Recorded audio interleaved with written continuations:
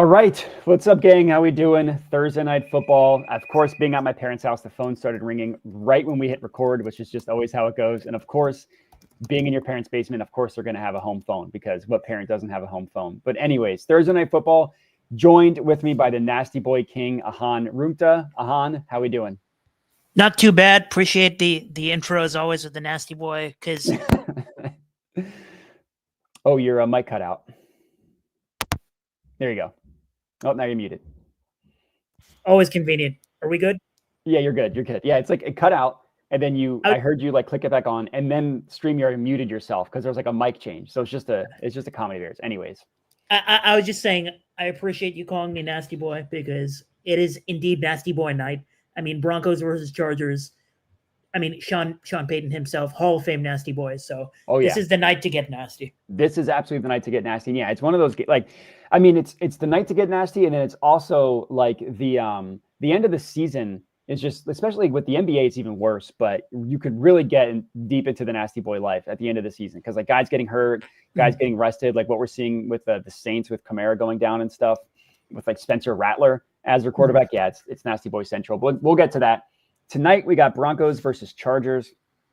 I normally first ask if we have anything on the main lines. If you do have a mainline bet, by all means. If not, we can just get right into player props.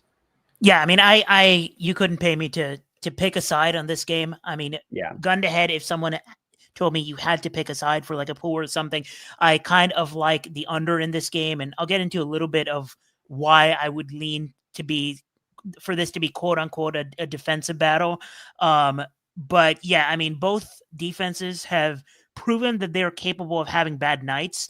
And just another, like, there are good aspects to both defenses. There are bad aspects to both defenses, but we've seen both of these defenses be involved in, or both of these teams be involved in primetime shootouts this season. So maybe it's the PTSD in me talking about like seeing those shootouts. And I was actually on the over in that Browns Broncos game, which was super fun. Yeah.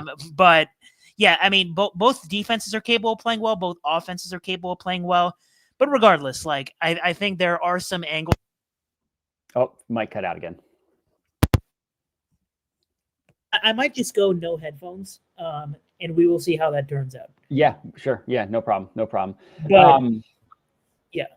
Yeah, no, that Monday Night Football game was amazing. The Broncos, I mean, that one, that fed families for, and I was on an under in that game, and my bet still cashed because I was on an under running back game. So like that, I mean, under Nick Chubb. But yeah, so if anybody's interested, I have the main lines up here. Points. We're trying out Outlier. Normally I have up Odds Jam, and I have up I'll switch between props.cash, but we're trying out Outlier. Props.cash gave me some bad data, so I'm mad at them. They had like just wildly incorrect something for NBA, and I made a bet based off of that. So I'm a little bit in a tiff with props.cash. So we'll try not Outlier for a little bit. Anyways, if you want to bet the main line, Chargers 2.5 point favorites, over unders 41.5.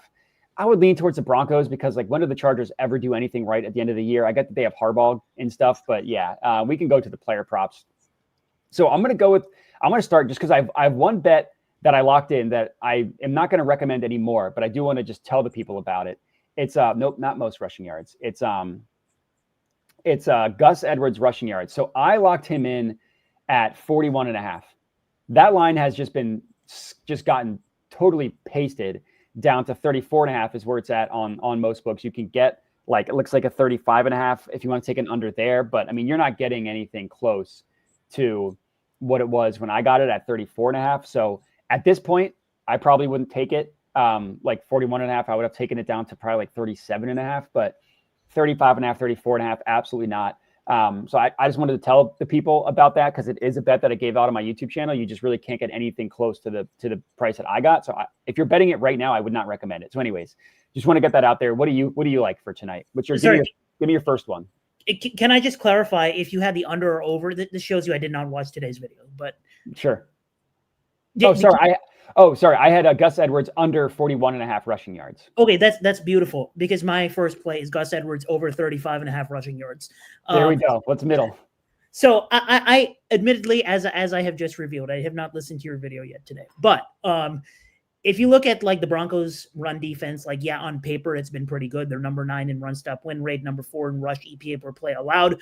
But you kind of look at, first of all, this game script, like the last couple of Chargers game, they've gotten blown out against the Chiefs. It was just ugly from start to finish. They actually competed late in that game because Justin Herbert is absolute warrior, top 5 quarterback in the NFL. But in the beginning, they were getting beaten up, so to speak, and they really couldn't just run the ball every single down. Greg Roman, like, we know who he is by now. He wants to run the ball. There's a reason he brought Dobbins and Gus Edwards on this team, and they also got Kimani Vidal. Hassan Haskins has gotten a few snaps here and there as well. There's a reason, like, they want their running back room to be deep, so to speak. Well, today, Dobbins is still on the IR. And Kimani Vidal, like, I woke up this morning on Twitter and I learned within 5 minutes that if Kimani Vidal doesn't have a big game tonight, everybody will be broke and will be moving on to the MLB season. But Kimani Vidal just has not proven yet that he can be a quote unquote workhorse or take a lot of big hits, etc. Gus Edwards is like a guy that has been in the Greg Roman system and has been a workhorse in spot starts when he's needed to be. And this Broncos run defense, it's been good, but a lot of their stats have been skewed by bad run blocking teams or teams in weird game scripts or teams with bad running backs. And in this case, you just look at the Chargers and their offensive line is for the most part healthy enough, especially in the run blocking department. And on the season, they rank number 12 in run block win rate. As long as they don't face a game script that is negative from quarter number 1, which hopefully it's not with this 2.5 point spread. Chargers are favored at home here. I think Gus Edwards, and I'm happy you're using Outlier because I also use Outlier for my bets. And if you type Gus Edwards on the player and the player drop down menu, and you look at all of his props, this is something I've said on your streams before, which is Vegas is very sharp on volume, but not as sharp on efficiency. Yeah. And if you look at his rush attempts line, it's at 9.5, and on most books, it's heavily juiced to the over. And if you look at his longest rush as well, it looks like it might be an over spot there. So if he breaks off one, which he very well could with this good offensive line, then that might get us damn near halfway there already. And if it's a positive game script and, the Chargers are leading the game at home, then I'm not sure how you could possibly justify putting Kimani Vidal out there to try to hold that lead. You put Gus Edwards out there. So give me Gus Edwards over 35.5 rushing yards. You can get 34.5 on some sacred books, but the ones that I don't have, so I'm going to track 35.5.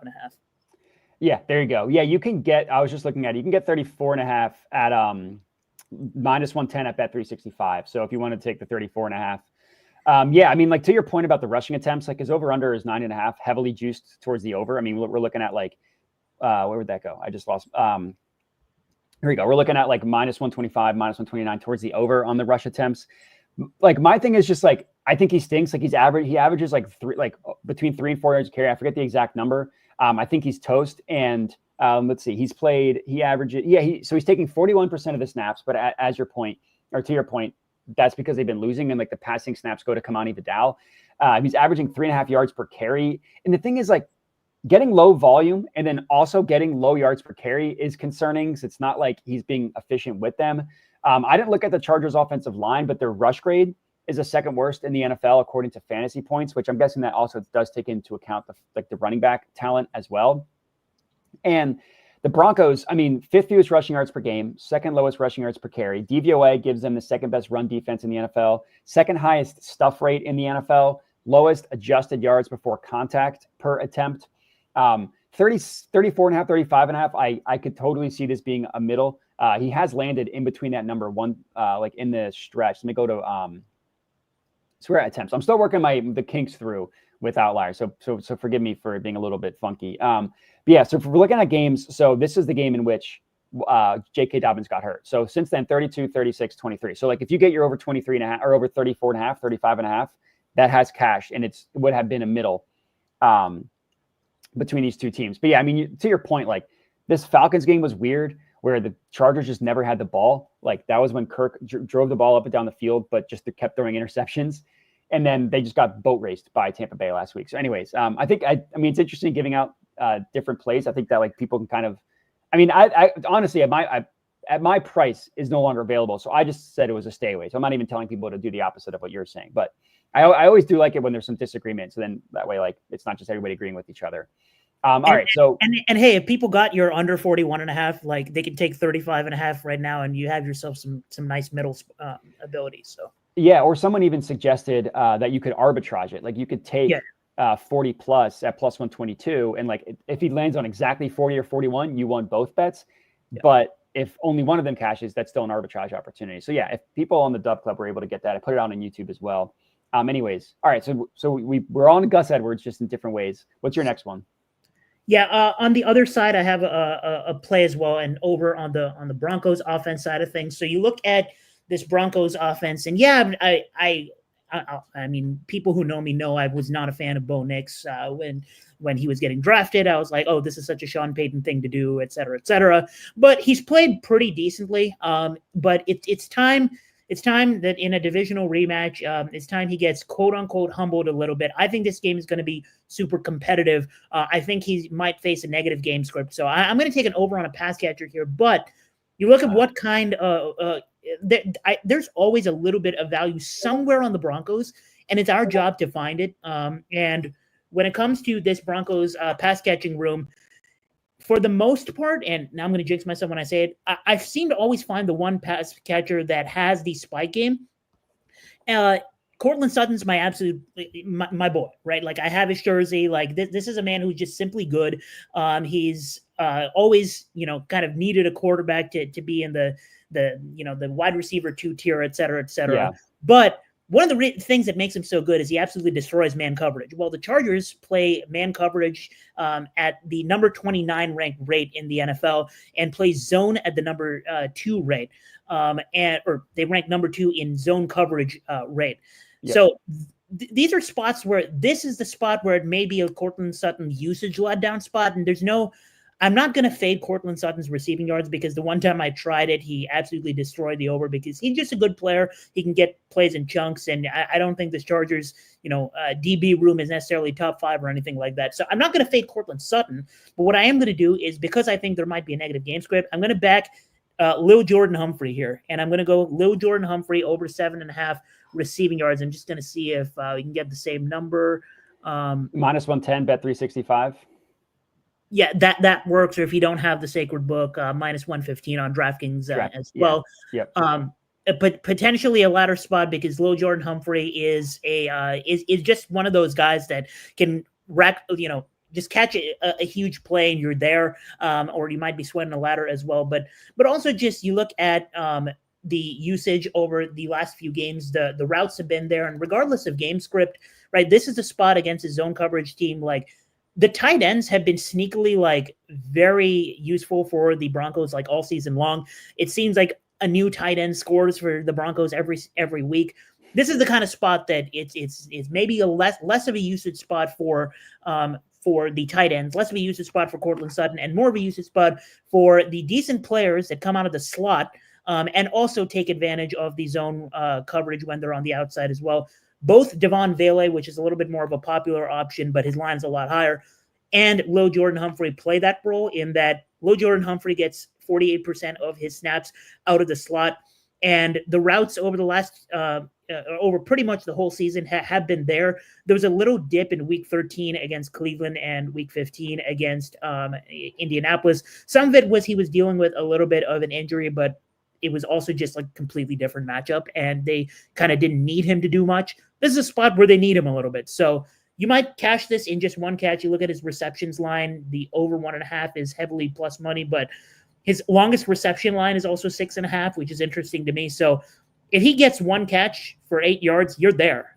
So give me Lil Jordan Humphrey over 7.5 receiving yards. I love it. I mean, anytime you can get a bet that's hit 9 of 14 games, but missed in 3 straight, that's my favorite. That's my favorite type of play. I did not look into him, admittedly. I think that's phenomenal. I mean, just look 6 straight, and then he's going to miss it in 3 straight games. That's just the nature of the beast. That's my favorite type of bet. I went something kind of similar, but not quite as aggressive. I did go to who you mentioned, Courtland Sutton. I took him 70 plus, so I took an alt line. You can actually get a better price. I got plus 116. It's now plus 122. For very similar logic. Just the fact that he cashed it in 6 straight games, which is crazy. And then he missed it last week. He still had 10 targets last week. still had 9 targets last week. It's just a bad game, a weird game against Indianapolis. That happens. But the stretch that he was on, I mean, from I think this was week 8 until now, the numbers that he's putting up are like superstar numbers. I mean, we're talking where are my notes here? We're talking Cortland Sutton. There we go. We're talking receiving yards per game. That would be the 6th best in the NFL. Targets, that would be the 5th best in the NFL. Targets per route run, that would be the 2nd best, tied with Malik Neighbors. Yards per route run, that would be the 5th best in the NFL. Like legitimate superstar numbers. And his targets in this stretch, I mean, that's the most important thing. 11, 10, 9, 8. Funny that I went back like 11, 10, 9, 8, just counted down. But then 10, 9, 9. Those targets are crazy. The Chargers passing defense is not a passing defense that I'm scared of. Admittedly, as you mentioned, like the man zone thing, I did not look into those splits specifically between man and zone, so I can't say anything against what you said. This is just a play fading what we saw last week. And the Chargers defense, like they're middle of the pack in terms of passing yards allowed per game, yards per reception, all that stuff. Now, they allow the 5th highest ADOT. So if you wanted to go receptions for Cortland Sutton, you could do that. I didn't look at, like, I think as it was receptions was at 5.5 for the juiced over. So like plus 125 for the over, I don't think is terrible either. I mean, it's the same hit rate. I just thought the yards were a little bit safer, so I went with him. But yeah, I mean, the little Jordan play I love because A, like you said, it could be one catch, and B, it's like a beautiful positive progression after cashing 6 straight and then missing in the 3 after that. Cool. All right. The last bet that I actually locked in, and then there's a couple I wanted to ask you about, is I went with Ladd McConkey, also 70 plus receiving yards. This one I did get positive CLV. I got plus 116. It's now plus 108. Very similar logic, honestly. Just fading recent results.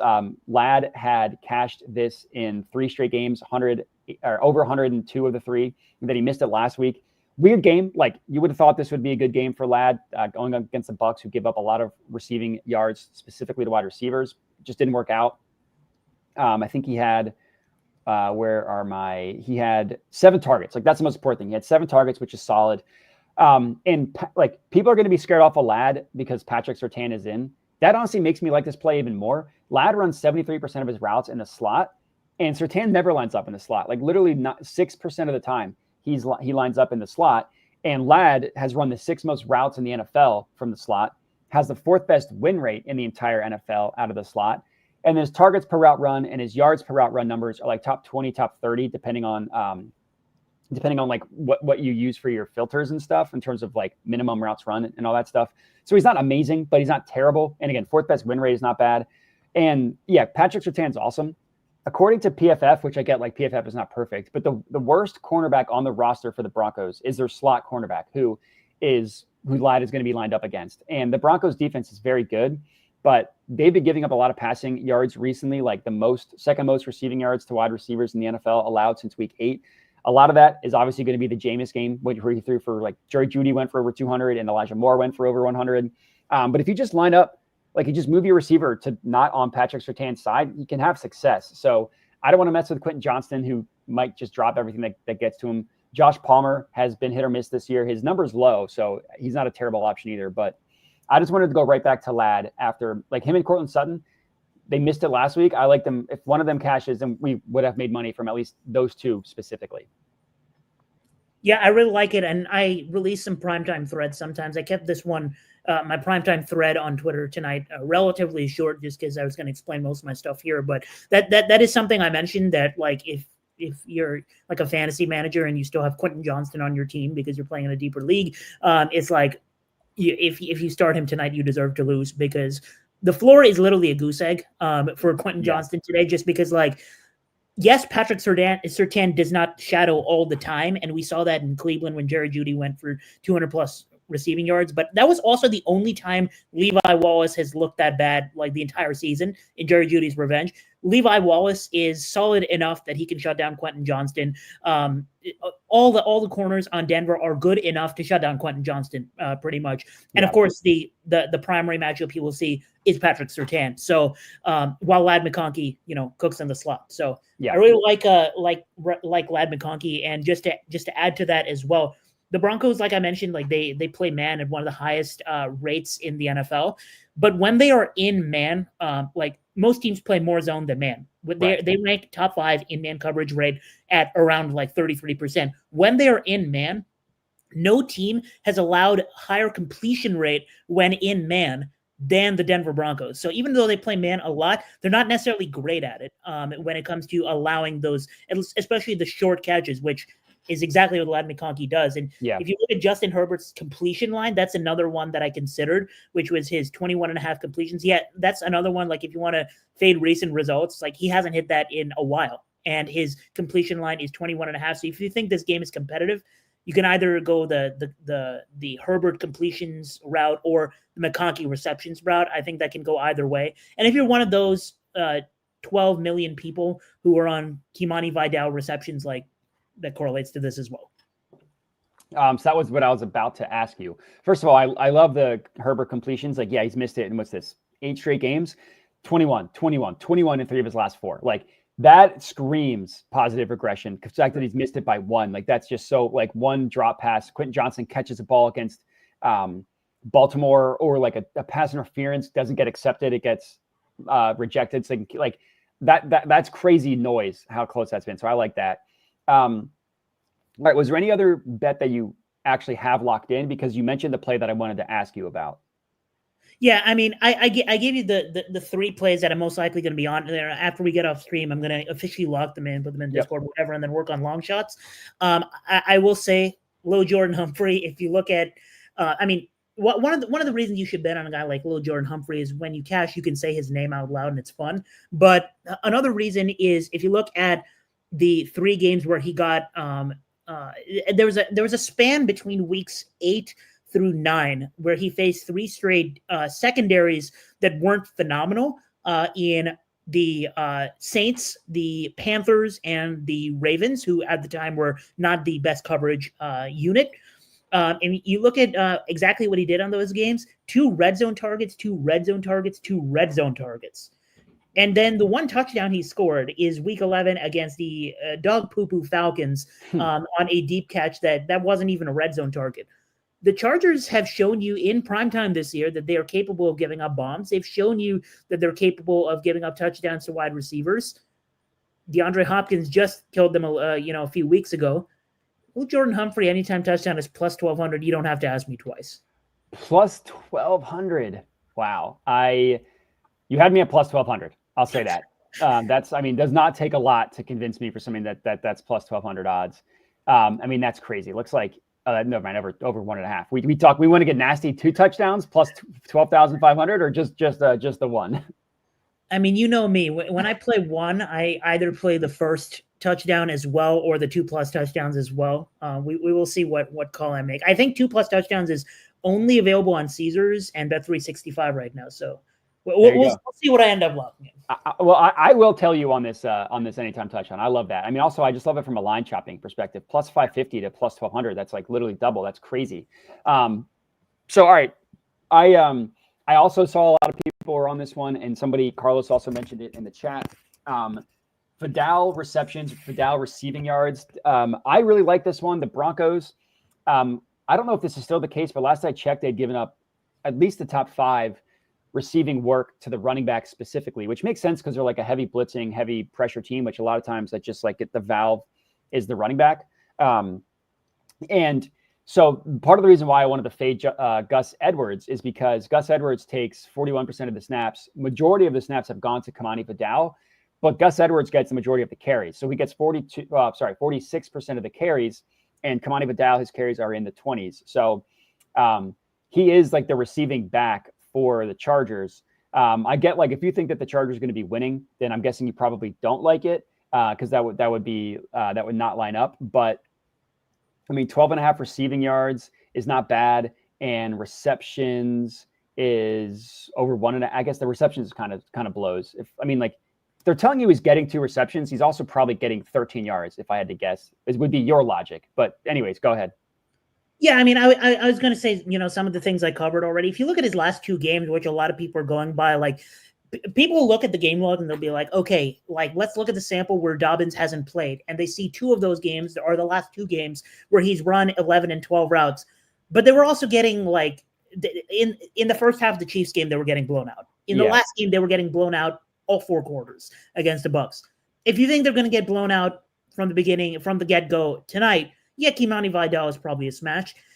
If you think this game is going to be competitive, I think the better way to play the fact that his role is mostly in the pass catching department is the under on the rushing yards. And yes, that's a little counterintuitive to me saying that Gus Edwards over is a play, but I mean, we're playing numbers, not jersey numbers, right? So it's like Kimani Vidal, like if you think he's going to be mostly the pass catching back again, like fade his rushing, because if you get a game script where it's not favorable to the check down, then he can get 2 catches, 3 catches, and still not get the 13 receiving yards just because the Broncos are not a bad tackling team. Like they give up a lot of receptions to the running backs, but they don't necessarily give up those huge explosive plays when those happen, if that makes sense. So I don't know. It's just like it.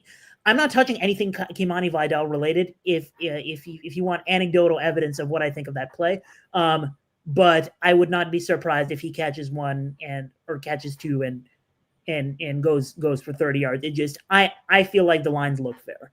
Yeah, that's fair. Yeah, I mean I didn't bet it. And like looking at his target numbers, it's like, yeah, he hit it last week, but I just had it up. Let me go back to it. Whoops. Yeah, he hit it last week. No, that's not what I wanted to do. But like, I mean, his targets, like he had 1 2 weeks ago, he had 3 last week, and he caught 2. Like that's not super encouraging. All right. So, I mean, people asking cook up a SGP for us, just combine the bets that we have, put those into an SGP and there you go. I don't have anything different. It was, and I forgot to, I'm all frazzled not being in my normal setup. I forgot to pull up the spreadsheet where we track all our bets. It's the 3 plays that I gave out on YouTube. Just skip the Gus Edwards one. So it's Ladd and it's Cortland Sutton, and you are on Gus Edwards over rushing, and you're on Lil Jordan Humphrey, right? Yeah. So Gus Edwards over 35.5 rushing yards, Lil Jordan Humphrey over 7.5 receiving yards, excuse me. And potentially Justin Herbert. I will update on Twitter if I lock it in. Justin Herbert over 21.5 pass completions. And on that topic, just to answer a question in the chat, someone said no Disley, Stone Smart over 3.5 receptions is plus money. That's because Hayden Hurst is back tonight. And Hayden Hurst is a veteran that has chemistry with Justin Herbert, et cetera, et cetera. And not to mention Tucker Fisk. If I have to like at least mention the Nasty Boys, Tucker Fisk has gotten a catch in each of the last 5 games. Like that's a real person. He's very much involved in the pass catching attack. He actually has a red zone target. Like I promise you, he's scoring a touchdown before the season ends. And then everybody's going to be mad and go like, who the hell is that? There are 3 tight ends available for the Chargers. That's why Stone Smart is receptions over is plus money. There we go. Tucker Fisk plus 1,700. Lil Jordan Humphrey. I'm not saying it's tonight, but plus 1,200. There you go. There you go. If you want a spicy parlay, Tucker Fisk anytime touchdown and Lil Jordan Humphrey anytime touchdown. I can guarantee not betting advice. I can guarantee you nobody is going to be on that one. There you go. But yeah, it's a weird one. I don't want to force it. 3 plays is honestly more than I normally have for a primetime game. Normally I try to limit it to 2 plus money ones, but that Gus Edwards rushing play that I got at 41.5, I just thought was crazy. So I'm glad we took advantage of that. At this point, yeah, just lock in the 2 wide receiver props that I have. Both are plus money. I didn't lock in anytime touchdowns. And this sounds boring. It would just be the 2 guys that I bet. It would be Cortland Sutton, which like plus 210 for him to score a touchdown, I think is crazy. Even though the Chargers pass defense, like I said, is good. And then it would be Ladd McConkey, who scored last week. He's plus 160 to score. Best offered price. It would be those 2. If I'm giving out anytime touchdowns, it would be those 2. Did you have anything else, anytime touchdown perspective, aside from Fisk, who you guaranteed was going to score a touchdown? You gave it the Ahaan guarantee, and Lil Jordan Humphrey.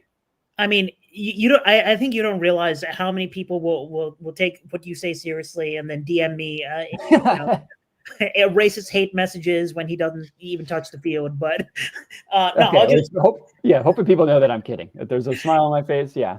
All jokes aside, I am going to be on Lil Jordan Humphrey anytime touchdown, and we'll probably either play 2 plus or first at some point. Right after we get off, I'm going to post the straights that I play on Twitter and, use some of the analysis that we made. If you want to cook an SGP yourself, you can use like some of the stuff we all mentioned, like Matt, you mentioned, Ladd McConkey, which I really like.